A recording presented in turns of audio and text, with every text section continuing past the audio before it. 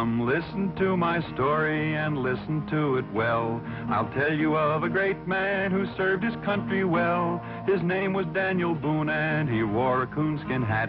And his clothes were made of buckskin. Now what do you think of that?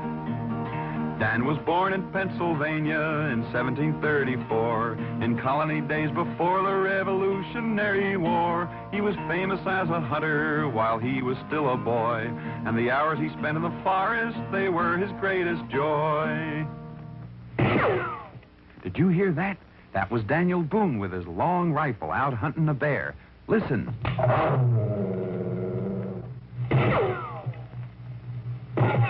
He got him. Daniel Boone shot that bear. That was when Daniel was only 15 years old. Yes, Daniel Boone was the greatest hunter and explorer this country ever had. Now, sometimes Dan hunted bears.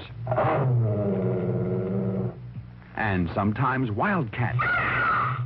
And other times the timber wolf.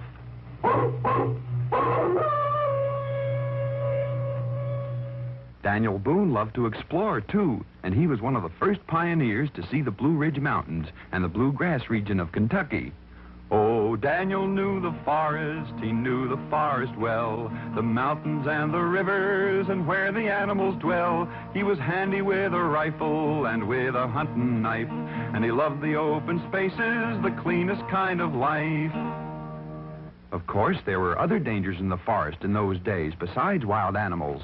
There were Indians, and one day when Daniel was exploring a cut in the mountains where Kentucky, Virginia, and Tennessee meet, an area known as Cumberland Gap, he knew there were Indians ahead, unfriendly Indians.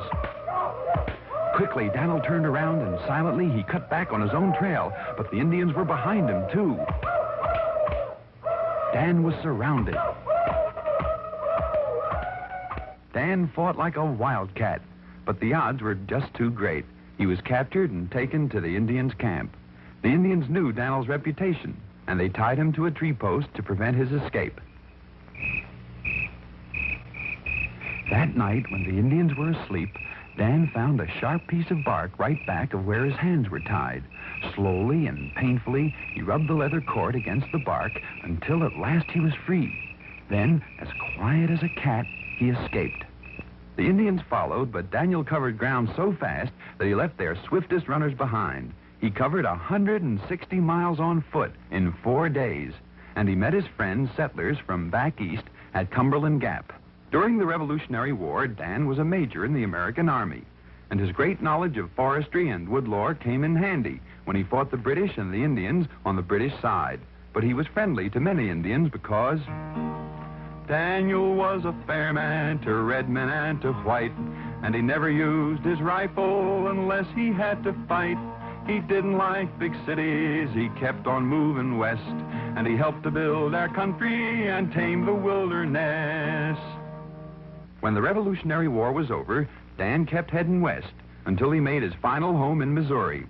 There he would sit under a tree during the day, and settlers and Indians came to him with their problems, for he was a man of great justice and simple democracy. His tree became famous as Boone's Judgment Tree. Often Dan sat under it and remembered his old battles and adventures, and he would fondly dream of his hunting days when he hunted the big bear and the savage wildcat and the wild timber wolf.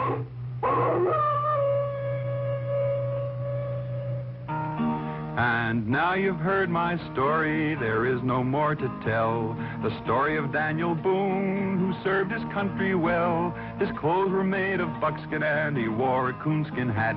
A democratic pioneer, I hope you'll remember that.